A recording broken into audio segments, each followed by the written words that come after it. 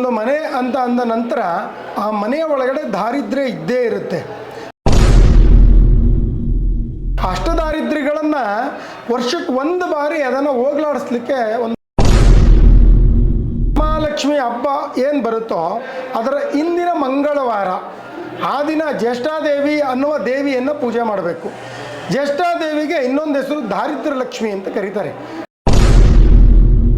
ಗುರುಗಳೇ ನಮಸ್ತೆ.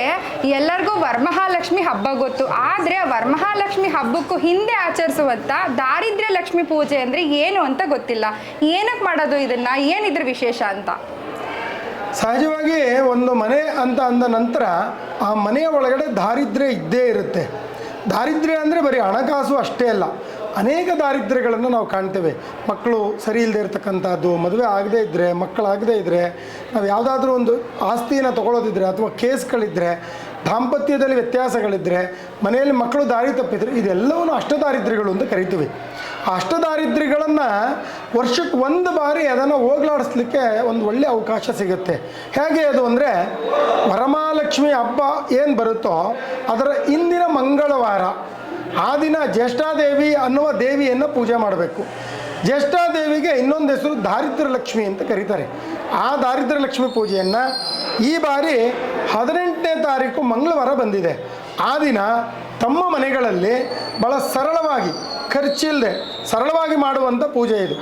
2 ಅರಿಶಿಣ ಮತ್ತು ಕುಂಕುಮವನ್ನು 2 ಉಂಡೆಗಳಾಗಿ ಪರಿವರ್ತನೆ ಮಾಡ್ಕೋಬೇಕು. ಅದಕ್ಕೆ ಕಲಿಸ್ಲಿಕ್ಕೆ ಸ್ವಲ್ಪ ನೀರು ಮತ್ತು ಹಾಲನ್ನು ಮಿಕ್ಸ್ ಮಾಡಿಕೊಂಡು ಉಂಡೆ ಮಾಡಿ ಅದರ ಬಾಳೆ ಎಲೆ ಮೇಲೋ ಅಥವಾ ವಿಳ್ಯದೆಲೆ ಮೇಲೋ ಇಟ್ಕೊಂಡು ಅದಕ್ಕೆ ಷೋಡಶ ಉಪಚಾರಗಳನ್ನು ಮಾಡಬೇಕು.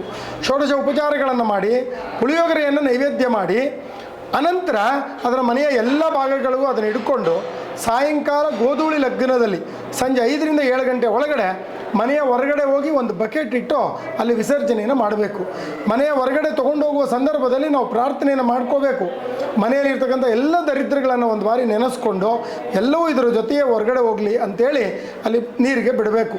ಅದಾದ ನಂತರ ಬರುವ ವರಮಹಾಲಕ್ಷ್ಮಿ ಹಬ್ಬ ಈ ವರ್ಷ 21ನೇ ತಾರೀಕು ಶುಕ್ರವಾರ ಬಂದಿದೆ. ಆ ಶುಕ್ರವಾರ ದಿವಸ ವರಮಹಾಲಕ್ಷ್ಮಿಯನ್ನು ಮನೆಯಲ್ಲಿ ಪೂಜೆಯನ್ನು ಮಾಡಬೇಕು. ಅನಂತರ ಸಾಧ್ಯ ಇದ್ದರೆ ನೀವು ಇಲ್ಲಿ ಬಂದು ಈ ವೆಂಕಟರಮಣ ಸ್ವಾಮಿಗೆ ಅವತ್ತು ಲಕ್ಷ್ಮಿಯ ಅಲಂಕಾರವನ್ನು ಮಾಡ್ತೇವೆ. ಅದನ್ನು ಮೋಹಿನಿ ಅಲಂಕಾರ ಅಂತಲೂ ಕರೀತಾರೆ. ಯಾಕೆ ಲಕ್ಷ್ಮಿ ಅಲಂಕಾರವನ್ನು ಮಾಡ್ತೀವಿ ಅಂದರೆ, ವಿಷ್ಣುದೇವರ ಹೃದಯ ಕಮಲದಲ್ಲಿ ಮಹಾಲಕ್ಷ್ಮಿಯ ವಾಸಸ್ಥಾನ. ಆದರೆ ಅಲ್ಲಿ ಅವತ್ತು ಒಂದು ದಿನ ವೆಂಕಟೇಶ್ವರ ಸ್ವಾಮಿಯವರನ್ನೇ ಲಕ್ಷ್ಮಿಯಾಗಿ ಪರಿವರ್ತನೆಯನ್ನು ಮಾಡಿ ಪೂಜೆಯನ್ನು ಮಾಡುತ್ತೇವೆ. ಆ ಪೂಜೆಗೆ ದರ್ಶನವನ್ನು ಮಾಡಿದ್ರೆ ಅಲ್ಲಿ ಒಂದು ಲಕ್ಷ್ಮಿಯ ಕಾಯಿನು, ಒಂದು ಕವಡೆ, 2 ಕಮಲದ ಬೀಜ, 2 ಗುಲ್ಗಂಧ ಬೀಜವನ್ನು ಒಂದು ಕವರ್ನಲ್ಲಿ ಹಾಕಿ ಅದಕ್ಕೆ ಪೂಜೆ ಮತ್ತು ಎಲ್ಲ ಶಕ್ತಿಯನ್ನು ತುಂಬಿ ಅದನ್ನು ತಮ್ಮ ಮನೆಗಳಿಗೆ ಕೊಡ್ತೇವೆ.